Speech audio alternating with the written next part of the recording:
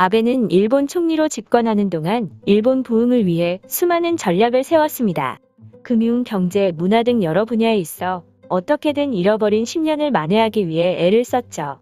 그리고 그 중에는 일본의 국격을 올리는 전략도 포함되어 있었습니다. 아베 내각은 일본 외교 정책 노선의 지향점을 적극적 평화주의로 규정했습니다. 동아시아와 세계 질서에 일본이 적극적 역할을 담당하고 그 기저에 민주주의와 평화를 지향했죠. 세계에 비치는 일본의 이미지와 국격을 드높이는 것은 아베에게 중요한 문제였습니다. 분리할 수밖에 없는 한국과의 역사 분쟁에서 유리한 고지를 점령할 수 있었기 때문이죠. 하지만 일본의 국격을 올리겠다는 목표는 결국 물거품이 되고 말았습니다. 전 세계가 도쿄 올림픽의 우려를 보내고 있는 가운데 일본은 끝까지 올림픽을 강행하려는 움직임을 보이고 있습니다. 외국인들은 자국의 선수단이 일본에 파견되는 것을 원하지 않고 있는데 일본은 아랑곳하지 않고 무조건 국익만 우선시하는 모습을 보이고 있죠. 독도 표기를 제대로 하지 않으면 올림픽에 불참하겠다는 한국의 입장이 많은 외국인들에게 지지를 받고 있다는 것은 현재 일본의 상황을 대변하고 있습니다. 최근에는 일본의 동맹국인 미국마저도 일본 여행 금지 권고를 내리며 여건이 되지 않는데도 무리하게 올림픽을 개최하려는 일본에 우려하고 있다는 압박을 가했죠. 그러나 끝까지 일본은 올림픽 담당 상이 기자회견을 열어 미국의 여행 금지 권고에도 필요한 경우에는 일본에 올 수 있고 올림픽에 직접적 영향을 주지 않는다라며 올림픽을 개최하겠다는 의지를 보였습니다. 자멸의 길로 가는 것이죠. 현재 시점에서 일본 정부가 절박할 정도로 강한 올림픽 개최 의지를 보일수록 세계 속에서 일본의 이미지는 나빠질 수밖에 없습니다. 그리고 올림픽 취소의 핵심 변수인 각국 선수단의 대대적인 불참 선언이 나와 강제적으로 올림픽을 취소할 수밖에 없게 된다면 일본은 더 이상 내려갈 곳이 없을 것입니다. 그리고 이것이 현실화될 수도 있는 것이 지난해 3월 말 사상 첫 올림픽 연기 당시에도 캐나다를 시작으로 한 오스트레일리아, 뉴질랜드 선수단의 보이콧 선언이 결정적인 영향을 미쳤었죠. 전문가들은 미국의 일본 여행 금지 권고에 대해 미국 선수단의 올림픽 불참으로 이어질 가능성을 언급하며 스포츠 대국인 미국 선수단이 올림픽에 참가할 수 없게 되면 타국 선수단이 이를 따르는 사례도 예상된다고 보도했습니다. 어떻게든 올림픽 개최를 원하는 일본이지만 전 세계는 올림픽을 멈춰야 한다고 말하고 있습니다. 일본 내에서도 반대 여론이 80%를 넘어섰고 자기들의 이익만 추구하는 자민당은 설 자리를 잃어가고 있습니다. 일본인들은 일본의 국격은 바닥을 쳤다며 자연적으로 한국이 일본을 능가하게 될 수도 있다며 걱정했는데요. 일본 반응 알아보겠습니다. 이쯤 되면 스가는 한국에서 보낸 인물이 아닐까 하는 생각이 들어 그간 스가의 행보를 보면 일본을 위한 정책을 펼치고 있다는 생각이 전혀 들지가 않아 어떻게 스가가 아베를 이어받아 총리가 됐는지는 모르겠지만 스가의 궁극적인 목표는 일본을 망치는 것이 틀림없어.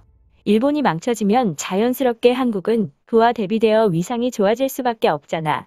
이런 걸 생각하면 스가는 한국이 오랫동안 치밀하게 준비해온 일본을 몰락시키는 작전 중에 하나야.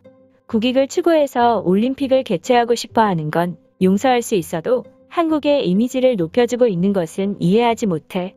한국이 다케시마에 대해 억지를 부리며 올림픽 불참 협박을 하고 있는 게 해외에서 큰 지지를 받고 있어.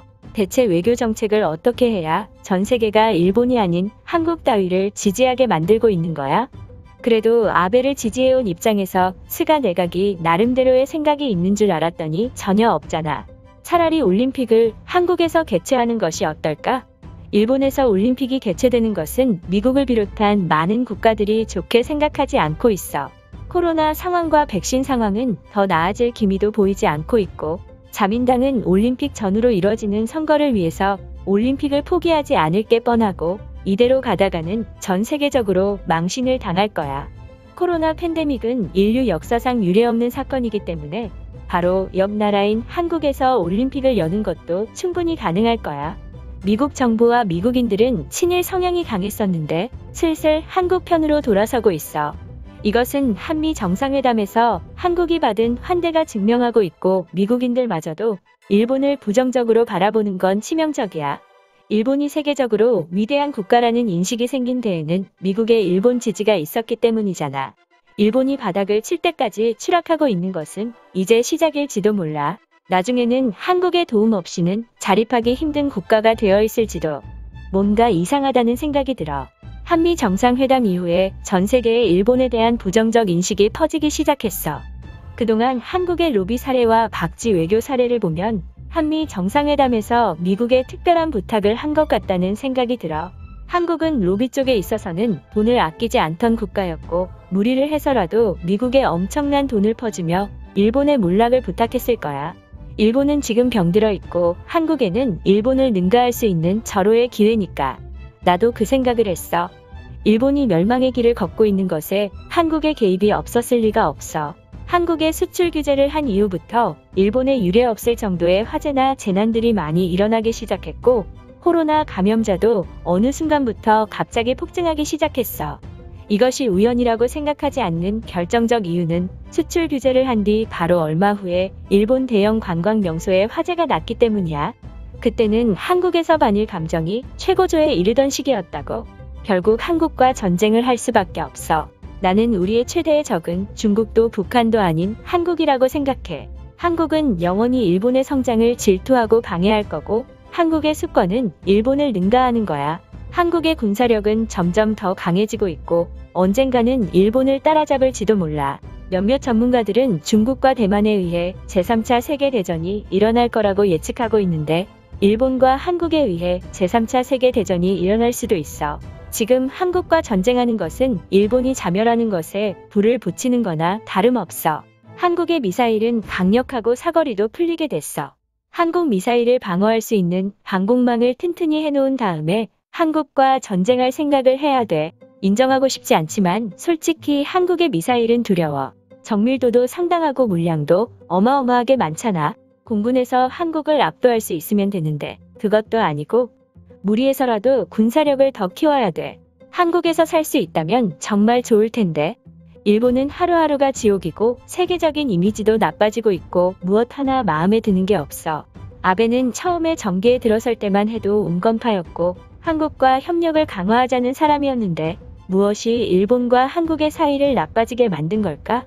한국과 친한 사이를 유지했다면 올림픽 문제에도 많은 도움이 됐을 거고 부담 없이 한국에 가서 사는 것도 가능했을 텐데 이제는 제발 자민당이 일본에서 사라졌으면 좋겠다. 다들 잘못 생각하고 있어. 이미 정부의 방침으로 일본은 국제사회에서 외톨이가 되었고 악순환으로 경제마저 박살나고 있어. 이왕 이렇게 된 거 올림픽이 열리길 바라야 해. 그래야 천문학적인 경제 손실을 조금이라도 줄여줄 수 있을 테니까. 한국의 경우에는 코로나 확산세가 그리 심하지 않기 때문에 한국과 상의해서 한국에 관중을 들이는 것도 좋은 방법이 될 거야. 앞으로 스가가 이 부분에 집중했으면 좋겠어. 한국은 그래도 안전하잖아. 여기까지 봐주신 시청자분들에게 진심으로 감사하다는 말씀을 드립니다. 시청자분들의 소중한 댓글과 좋아요는 영상을 제작하는 데 큰 힘이 됩니다. 감사합니다.